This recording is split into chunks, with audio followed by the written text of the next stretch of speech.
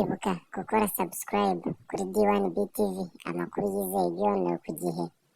Urakoze wowe ukanda subscribe, ikaze mu makuru yacu y'umunsi. Ntondisi mu Kirundi n'ikinyarwanda. Muri uyu mwanya muri kumwe na Fidel Niyongabo, ndabaramukije mwese twongeye kubaha ikaze kuri radio yanyu. Dutega amatwi Aloysi Bigirimana dushikiriza amakuru avugwa hirya no hino kw'isi.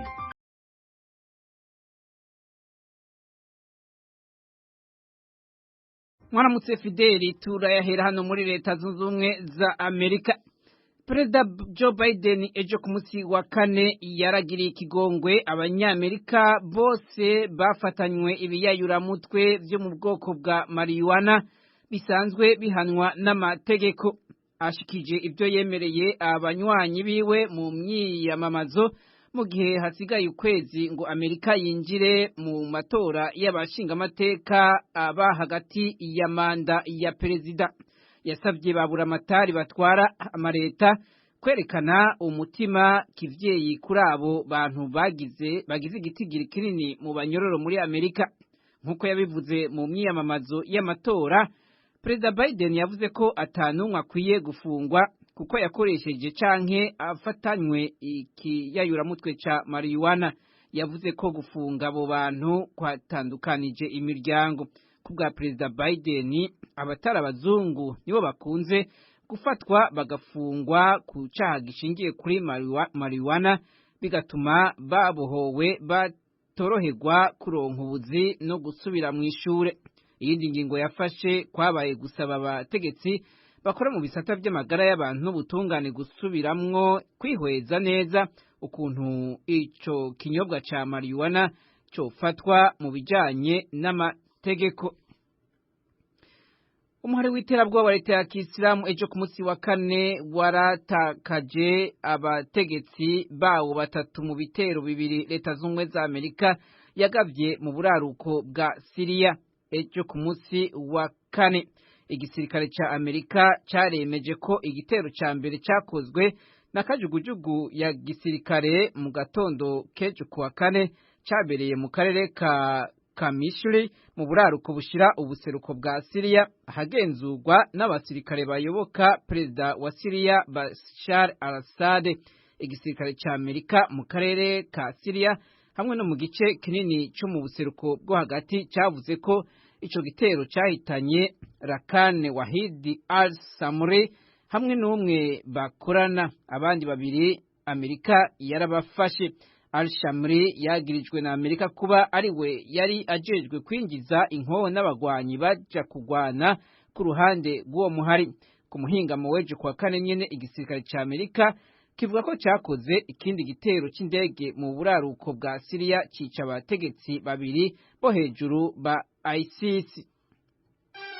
Ibuka gukora subscribe kuri D1 BTV, amakuru yizewe byongewe ku gihe. Mu makungu muri Equateur abanyororo bari hagati ya 21 na 66 hamwe n'abapolisi batanu nibo bafuye mu mishamirano yamaze imisi 3 yahuje abanyororo muri Equateur. Abategetsi bavuze ejo ku munsi wa kane ko abapolisi 900 hamwe n'abasirikare aribo barungitswe guhwamika iyo mishamirano yabaye mu ibohero ryo mu gisagara ca Guayaquil. Umushiranganje w'intwaro mu gihugu hagati muri Equateur yavuze ko umutekano muri iki gihe ubu wagarukanywe. Ubwicanyi hagati y'abanyororo mu mabohero muri Equateur bukunze kuba hakoreshejwe imbugita, aho bamwe bicana bagacana n'imitwe. Kuva mu kwezi kwa kabiri 2021 abanyororo 400 nibo bamaze kwicwa muri ubwo buryo muri ico gihugu ca Equateur. Equateur isanzwe hana imbibe na Colombia na Peru, ibihugu vya mbere birima urumogi rwa kokayine, niyo ishikirwamwo urwo rumogi rugaca ruza gwerekeza hano muri leta zunze ubumwe za Amerika hamwe no ku mugabane wa Buraya.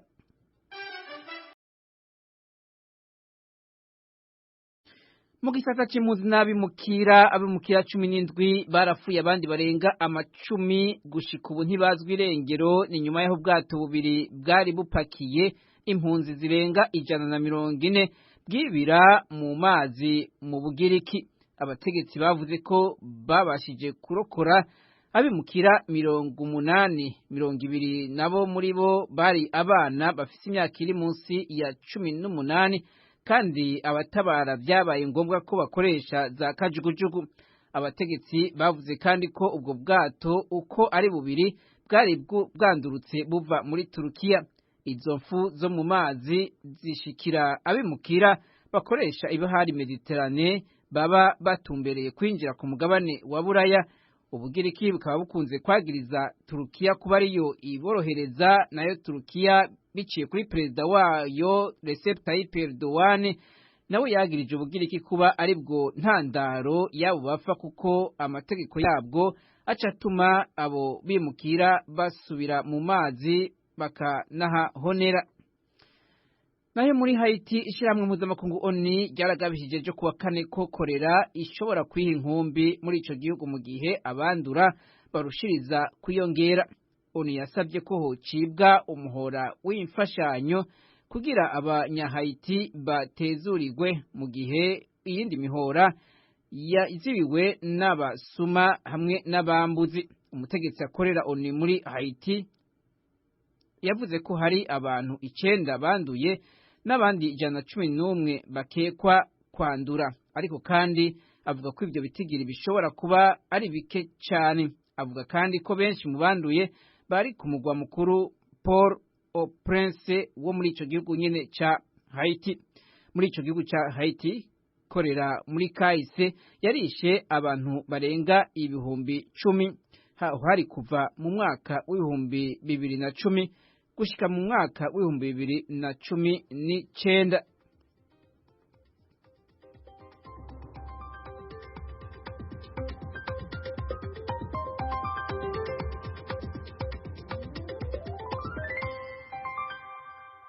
Urakoze Alois Bigirimana ku makuru yo hirya no hino ku isi uhereje kudushikiriza amakuru yo mu karere k'ibiyaga binini.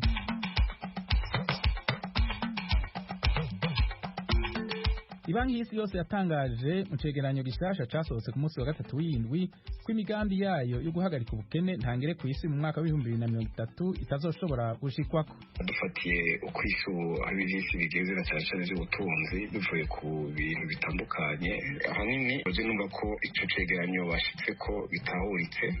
Uyo ni Professor Prosper Niyoboke yigisha ivyerekeye ubutunzi mu makaminuza atandukanye mu Burundi. Ubushikirizamanza bw'u Rwanda bwasabiye uwahoze ashinzwe gutegura amarushanwa ya Miss Rwanda igihano cyo gupfungwa imyaka 16 no gutanga ihadabu y'imiliyoni 2 z'amafaranga y'amanyarwanda. Muri Uganda umushikiranganje ajejwe amagara y'abantu w'ico gihugu avuga ko igihugu kikigeramiwe n'ikiza ca Ebola naho ubu haboneka igitigiri gito c'abanduye.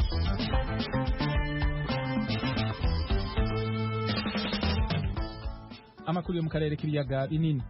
Iraye mu Buholande ejo wari umunsi wa kabiri w'urubanza mu mizi rw'umunyarwanda Felician Kabuga yagirizwe ibyaha bya genocide n'ivyagahomerabunwa vyakorewe mu Rwanda mu mwaka w'1994. Ejo kuwa kane sentare yabandanije kumviriza isura ry'ubushikiriza amanza. Umumenyesha makuru w'ijwi rya Amerika Venuste Nshimiyimana akurikirana urwo rubanza umunsi kundi arabiducira ku mayanga. Ku munsi wa kabiri wo gutanga ubuhamya umushinjacyaha yazanye ibimenyetso 4. Ikimenyetso cya mbere ni ifoto iriho abari bitabiriye inama ku itariki ya 10 mu kwezi kwa kabiri umwaka wa 1994.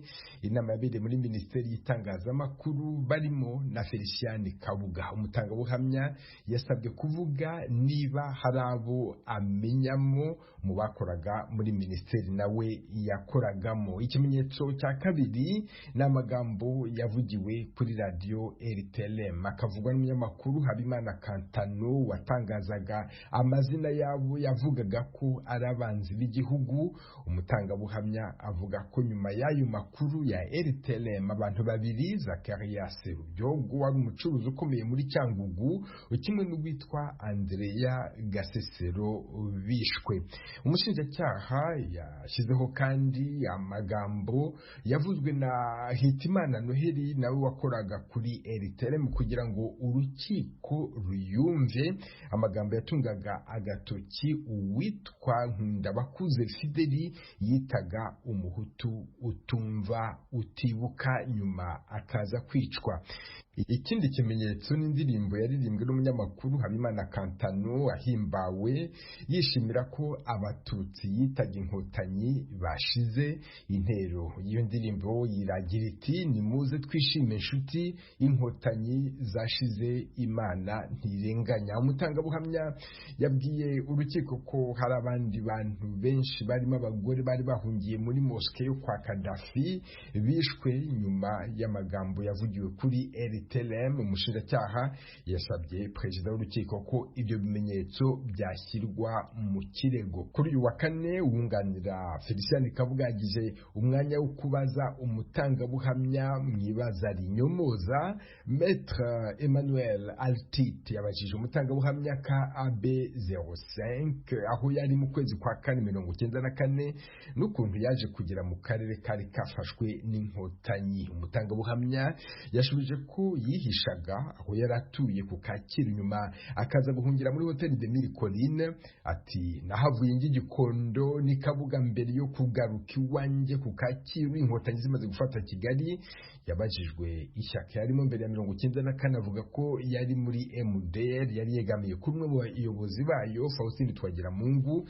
Abajijwe ishyaka arimo magingo yasubiza ko ari umuyoboke w'ishyaka rya FPR hari ku butegetsi mu Rwanda. Wunganira Felicien Kabuga yamubajije gusobanura ijambo inkotanyi icyo rivuga. Avuga ko inkotanyi bisobanura umuntu uhora uharanira kugera ku mugambi we kandi akagera ku bintu byiza. Bamubajije ukuntu yahigwaga kandi ari umuhutu. Asobanura ko ababyeyi be bavuye ku Gikongoro mu nzara ya Ruzagayura bagasuhukira Cyangugu bakaza gufata ubwoko bw'abahutu, ariko avuga ko abantu batabyemeraga kandi ko yakomeje gutotezwa ko n'abavandimwe be bishwe muri jenoside. Umutangabuhamya yabwiye urukiko ko yari ashinzwe kumenya ibyanditswe n'ibinyamakuru byigenga ndetse n'ibyavugiwe ku maradiyo yigenga.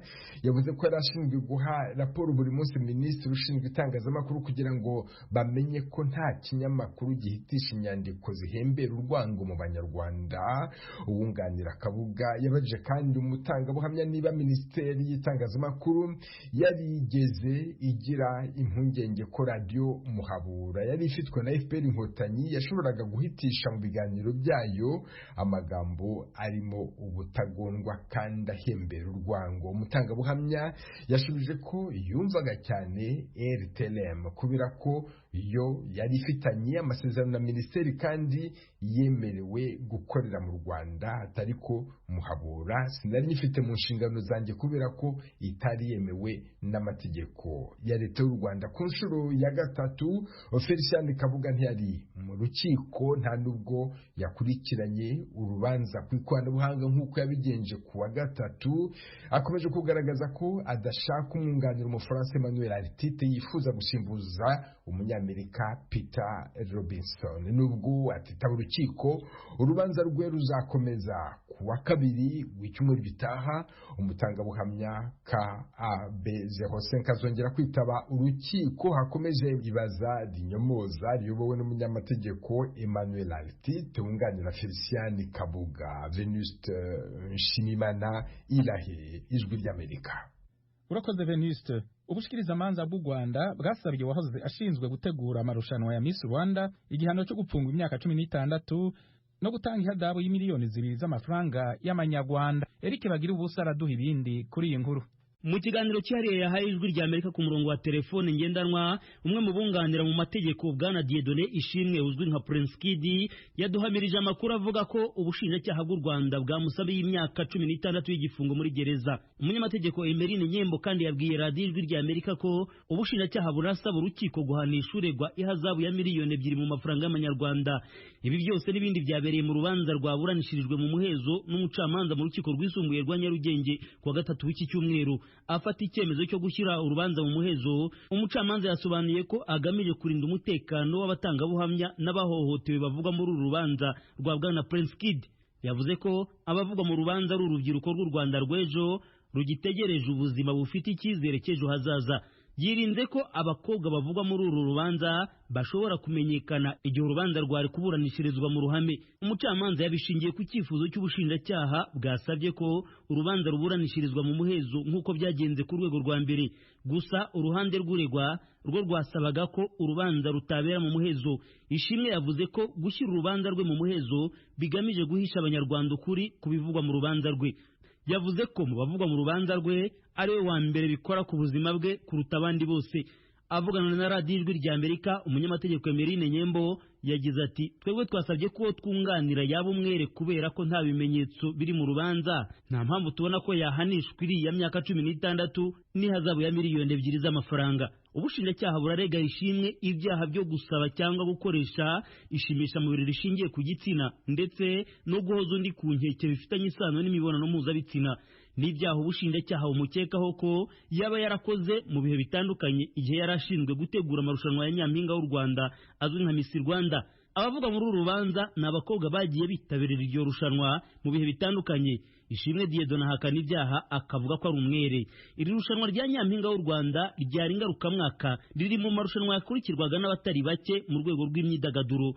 Kuva Ishimwe yatabwa muri yombi mu kwezi kwa gatanu uyu mwaka agatangira gukurikiranwaho ibyaha burana n'ubushinjacyaha, iri rushanwa rya Nyampinga w'u Rwanda ubutegetsi bwabaye burihagaritse by'agateganyo.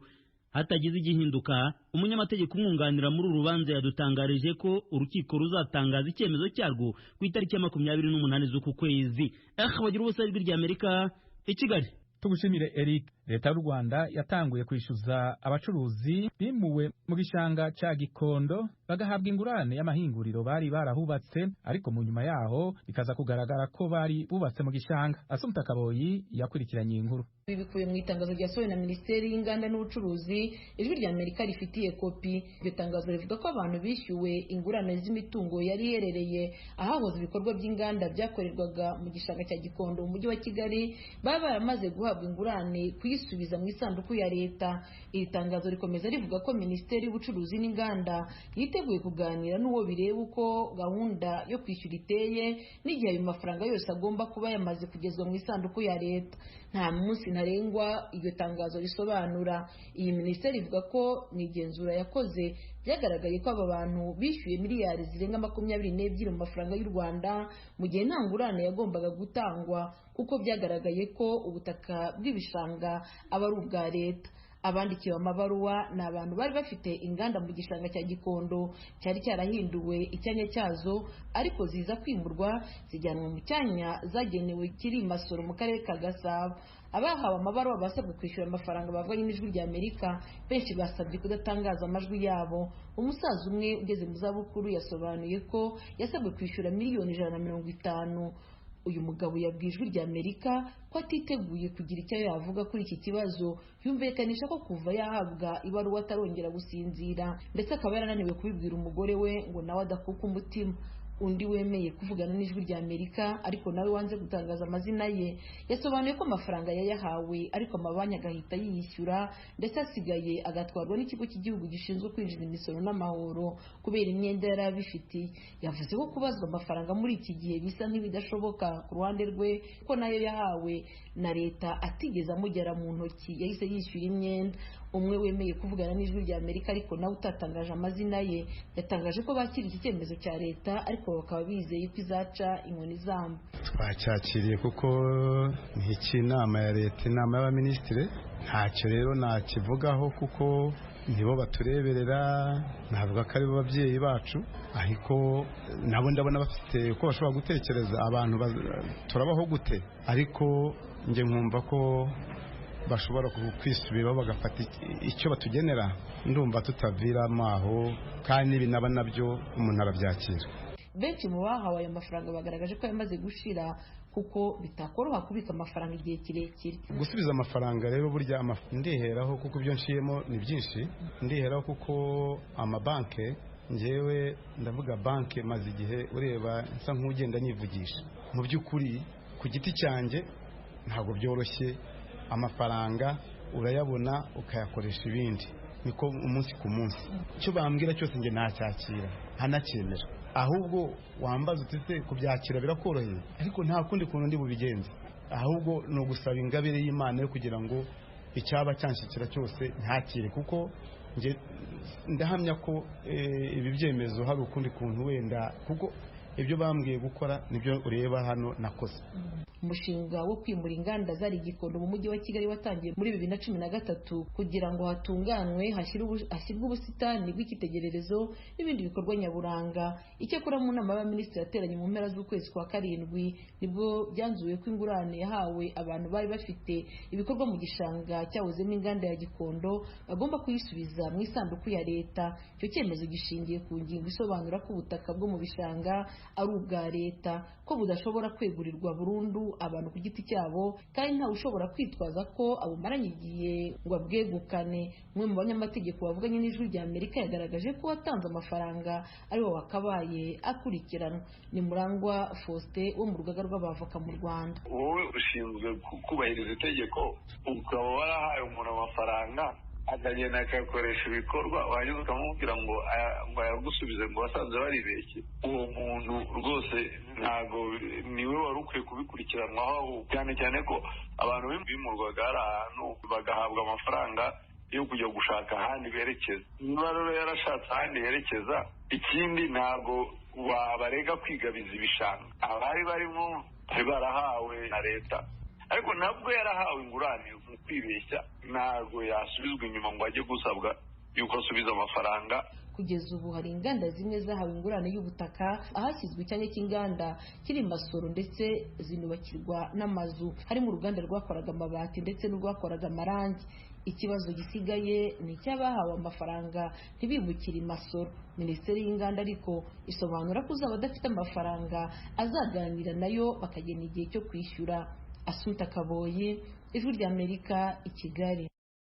Ibanki y'Isi yose yatangaje mu cegeranyo gishasha casohotse ku munsi wa gatatu w'indwi ko imigambi yayo yo guhagarika ubukene ntangere ku isi mu mwaka w'2030 itazoshobora gushikwako. Inkurikizi zifatiye ku kiza ca COVID-19, ibitero vy'Uburusiya muri Ukraine, igabaruka ry'ubutunzi ku isi, ibiciro biri hejuru vy'ibifungurwa n'amasoko ntanganguvu ku isi, vyatumye amakungu adasa n'ayazoshika ku migambi yo kugabanya ubukene ntangere ku isi mu mwaka w'2030. Twavuganye na Professeur Prosper Niyoboke yigisha ivyerekeye ubutunzi ku makaminuza atandukanye mu Burundi. Aravuga uko abona ico cegeranyo gishasha c'Ibanki y'Isi yose. Dufatiye uko isi aho byinshi bigeze na cyane cyane by'ubutunzi bivuye ku bintu bitandukanye, ahanini baje numva ko icyo cegeranyo bashitse ko bitahuritse umuti gute, duhereye kuri ibihugu twahora twifuza dufatira ko nk'akarorero mu by'iterambere ibihugu bihanzwe, duhere nk'ibihugu bya Etats-Unis by'Abanyamerika, nababwira ko iduga ry'ibiciro rirenze bivuye ku mvo nyinshi, ni kuraba ko ingufu ariko barakora cyane uko abajejwe ubutunzi muri ibyo bihugu bategekanya uko ihangiro rihaye gushika ko ritegemeje riboneka bivuye ku bintu byinshi. Amashirahamwe yabo yasumira cyangwa ashorera cyakarondera ivyankenerwa bakoresha mu gihe amashirahamwe yabo ashobora kwimbura, ashobora guhingura bivuye mu bihugu bitandukanye. Baravuga ko abantu imiliyoni 719 ku isi canke 9.3% by'abantu baba ku isi bari babayeho ku madolari 2 n'igice ku munsi mu mwaka wa 2020. Mubwirwaza gute icyo gitegeko? Izo miliyoni 700 z'abantu babaho ku mafaranga 2.3 ku idolari, mwumva ko ari ryaro kinini. Ivyo biva ku mvo nyinshi, nobabwira ko ibihugu byo mu nzira y'amajambere cyane ibihugu bikenye byo muri Afrika bibaho bibeshejweho ahanini n'imfashanyo z'ibihugu bihanzwe n'ibihe turimo. Ivyo bihugu mu gihe bihanzwe sugerejwe n'ibihe turimo, isuri canke ukwitaho gutunganya ibivyerekeye bituma na cyane cyane cya gitigiri bariko baravuga kinacongerekerana, kuko muravye nk'ibihugu by'inzira y'amajambere cyane cyane ibihugu bita ko bikeye muri Afrika ko tuntu duke bashobora dushora mu bihugu Buraya, mu Amerika cyangwa mu Bushinwa, hama mu gihe atabaguzi canke bo muri ivyo bihugu badafite ubushobozi bwo kugura bisuganya mu kubaho mu buzima busanzwe bifatiye kuri izo ngorane ziba zari zavuye ku bihe novuga ni bihengere byasizwe na COVID cyangwa kuri ibiciro vyaduze bavuze ko ijya ngwano muri Ukraine na Russia biratuma uburyo cyangwa ibyo bahora bagura bivuye muri Afurika basa n'abibangiriye ko cyangwa bakabigura ku rugezo rudashemeye cyangwa ku rugezo ruto, ugasanga bya bihugu n'utwo duke bahora baronsa dutuma bisuganya ntitukiboneka. Amana yamfashanyo naho ikiboneka ubu mvuga ko icyo giye kongerekana, kuko ayo mahera baronka bashobora gufashisha ibyo bihugu cyangwa bashigikira ibyo bihugu, bashigikira imigambi y'ibyo bihugu kugira baronka amasoko, bashobora gukora mu kwita bati premier canke bashobora kubishigikira mu nzira iyi n'iriya kwiterambere sasagare hose ntibiba bikunze. Bisigura ko bya bihugu byari bifite igitigiri cy'abantu banaho nikora bafise amapfa kizokongerekerana, kuko imfashanyo aho riza hari igihe muzosanga ihindukira itumbera ibindi bihugu bikomakomeza bisanzwe bishigikira Afurika bisigikiye ngendo yindi. Mu gihe ico gitigiri cy'abantu bari mu bukene ntangere kinini cyane kiri muri Afurika yo munsi y'ubugaragwa bwa Sahara, nikiye mubona cyokorwa kugira ngo ababa muri ivyo bihugu n'abategetsi muri ivyo bihugu bashobore guhangana n'ico kibazo gikomeye cyane c'ubukene ntangere? Uko nama nabivuze muri make cyokorwa ni ugusubiramwo imigambi y'iterambere y'ivyo bihugu, na cyane cyane bagategura imigambi ifatiye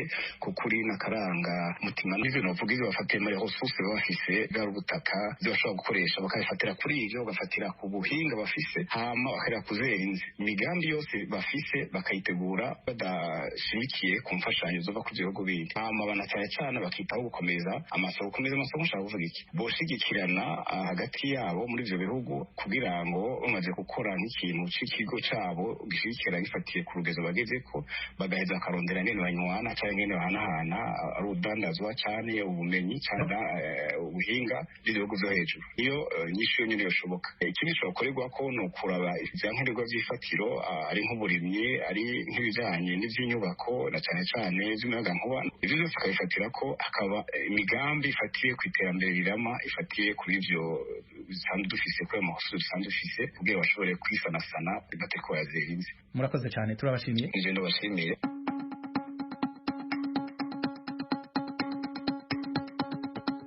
Inshuti mwese mukunda radiyo Ijwi rya Amerika, ibiganiro twabateguriye muri aka kanya bigarukiye ngaha. Turashimiye bagenzi bacu bose bagize uruhara mu itegurwa ry'aya makuru. Mugira ibihe byiza mubandanya kumviriza. Ibuka gukora subscribe kuri D1BT.